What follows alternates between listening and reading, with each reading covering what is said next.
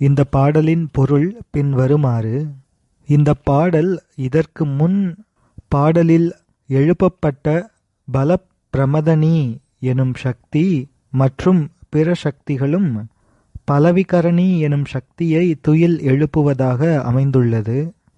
இந்த பாடலும் உறங்குகின்ற பெண்ணை பார்த்து அவளை எழுப்ப வந்த பெண்கள் பாடுவதாகவும் அதற்கு உறங்குகின்ற பெண் பதில் அளிப்பதாகவும் உரையாடல் போன்று அமைந்த பாடல். உறங்குகின்ற பெண்ணை பார்த்து எழுப்ப வந்தவர்கள் கூறுகின்றனர், முத்து போன்ற வெண்மையான பற்களை உடையவளே, இதற்கு முந்தைய நாட்களிலெல்லாம் நீ என்ன செய்வாய்? நீ தூக்கத்திலிருந்து எழுந்து வீதியில் வந்து எங்களுக்காக காத்திருந்து எங்களை பார்த்தவுடன் சிவபெருமானை பற்றி, சிவபெருமான் என்னுடைய அத்தன், என் ஆனந்தன், என் அமுதன் என்று மிக்க அனுபவத்தோடு இனிமையாக பேசுவாயே.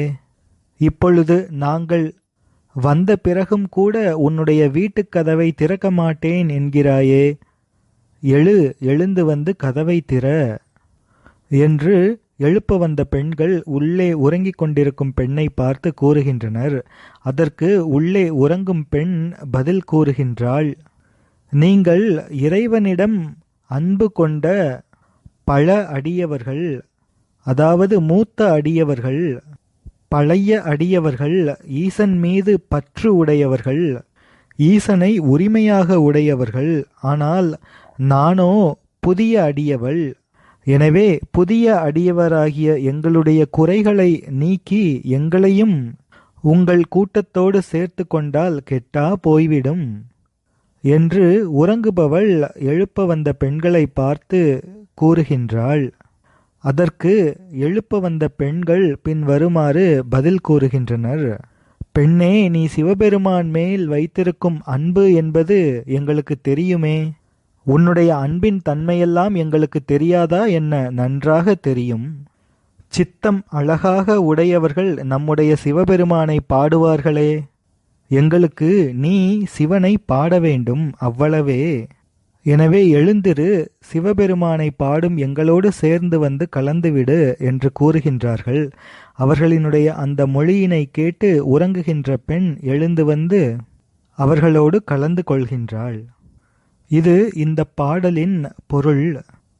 இதற்கு முந்தைய பாடலில் இறைவன் உண்மை அன்பு உடையவர்களை அருளும் அந்த பெருமை கூறினார் மாணிக்கவாசக சுவாமிகள். இந்த திருப்பாட்டில் ஏற்கனவே இறைவனால் ஆட்கொள்ளப்பட்ட அடியவர்கள் புதிய அடியவர்களை ஆட்கொள்ளும் சிறப்பு இங்கே மாணிக்கவாசக சுவாமிகளால் கூறப்பட்டுள்ளது. உறங்கிக் கொண்டிருக்கும் பெண்ணை பார்த்து முத்து போன்ற சிரிப்பினை உடைய பெண்ணே என்று அழைத்து, நீ இதற்கு முன் என்ன செய்வாய்? எங்களோடு சேர்ந்து கொண்டு சிவபெருமானை பற்றி, சிவபெருமான் என்னுடைய அத்தன், ஆனந்தன், அமுதன் என்றெல்லாம் மிகவும் அனுபவித்து பேசுவாயே என்று இதற்கு முந்தைய நாட்களில் நடந்தவற்றை கூறி உறங்கும் பெண்ணை எழுப்புகின்றார்கள். இந்த பெண் இறைவனை அத்தன், ஆனந்தன், அமுதன் என்று புகழ்வதாக கூறுகின்றார்களே.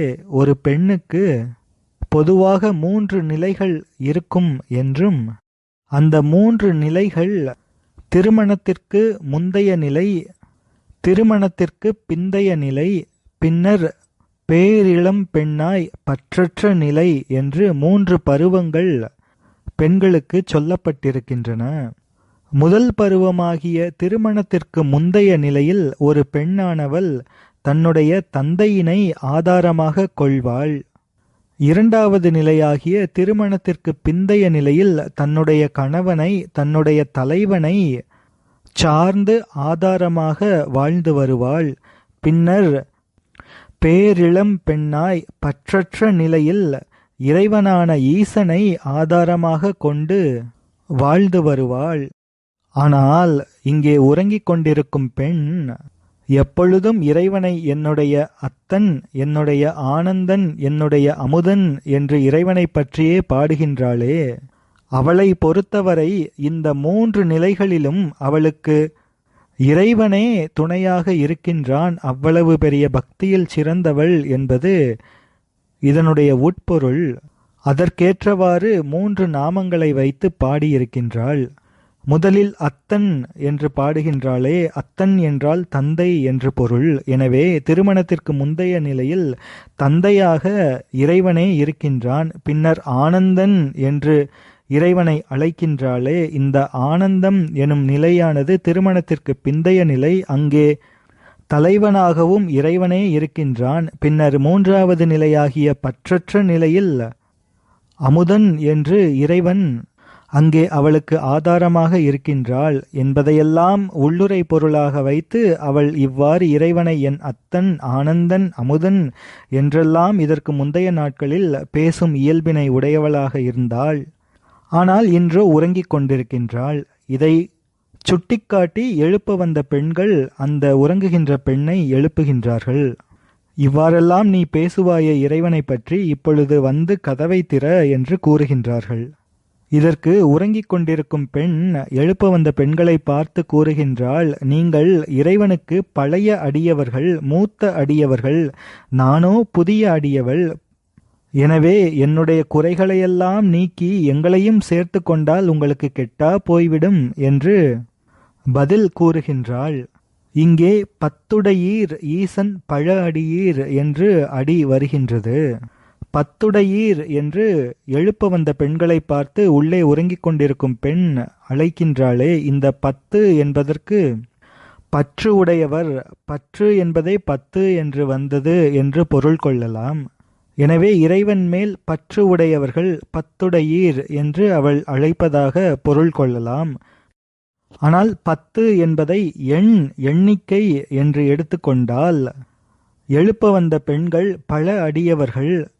எனவே அவர்கள் அடியவர்களின் இலக்கணங்கள் என்று கூறப்படும் 10 இலக்கணங்களும் பொருந்த இருக்கும் அடியவர்கள் என்று பொருள் வரும். உபதேச காண்டம் எனும் நூல் அடியவர்களின் இலக்கணங்களாக புற இலக்கணம் 10 மற்றும் அக இலக்கணம் 10 என்று கூறுகின்றது. அடியவர்களின் புற இலக்கணம், அதாவது வெளியே தெரியும் இலக்கணம் என்பவை 10. அவை பின்வருமாறு: திருநீரும் ருத்ராட்சமும் அணிதல், பெரியோரை கண்டால் வணங்குதல், சிவனை புகழ்ந்து பாடுதல், சிவ நாமங்களை உச்சரித்தல், சிவ பூஜை செய்தல், சிவ புண்ணியங்களை செய்தல், சிவ புராணங்களை கேட்டல், சிவாலய வழிபாடு செய்தல், சிவன் அடியாரிடம் அன்றி வேறு ஒரு இடத்தில் உண்ணாமல் இருத்தல், சிவன் அடியவர்களுக்கு வேண்டுவன கொடுத்தல். இவைகள் புற இலக்கணங்கள் 10. இனி அக இலக்கணம் 10. அவை பின்வருமாறு: சிவபெருமானின் புகழை கேட்கும் பொழுதே மிடறு விம்மல், நா தழுதழுத்தல், இதழ் துடித்தல், உடல் குலுங்கல், மயிர் சிலிர்த்தல், வியர்த்தல், சொல் எழாமல் இருத்தல், கண்ணீர் அரும்புதல், வாய்விட்டு அழுதல், மெய் மறத்தல் என்பன. எனவே எழுப்ப வரும் பெண்கள் பழமையான அடியவர்கள். அவர்கள் அடியவர்களுக்குரிய புற இலக்கணங்கள் 10 அக இலக்கணங்கள் 10 உடையவர்கள். இவ்வாறு பத்துடையீர் ஈசன் பழ அடியீர் புத்தடியோம் புன்மை தீர்த்து ஆட்கொண்டால் பொல்லாதோ என்று உறங்குகின்ற பெண் கூறுகின்றாள். அதற்கு எழுப்ப வந்த பெண்கள் கூறுகின்றனர், உன்னுடைய அன்பை பற்றி எங்களுக்கு தெரியாதா? நன்றாக தெரியும். சித்தம் அழகாக இருப்பவர்கள் நம்முடைய இறைவனை பாடுகின்றனரே என்று கூறுகின்றார்கள். சித்தத்திற்கு அழகு என்பது சித்தத்தை இறைவனார் உறையும் இடமாக ஆக்குதலே ஆகும். இப்படிப்பட்ட சித்தம் அழகியார் நம் சிவனை பாடுகின்றார்கள். எத்தோ நின் அன்புடைமை என்று கூறுகின்றார்கள். உன்னுடைய அன்பு வஞ்சகமற்ற அன்பு அன்றோ? அந்த அன்பின் தன்மை எங்களுக்கும் தெரியும் அல்லவா? எனவே நீயும் வந்து எங்களோடு கலந்து கொள்வாயாக, இறைவனை பாடுவாயாக, அவ்வளவுதான் எங்களுக்கு வேண்டும் என்று கூறுகின்றார்கள். இதனை கேட்டு உறங்குகின்ற அந்த பெண்ணும் துயில் எழுந்து இவர்களோடு வந்து கலந்து கொள்கின்றாள். திருச்சிற்றம்பலம்.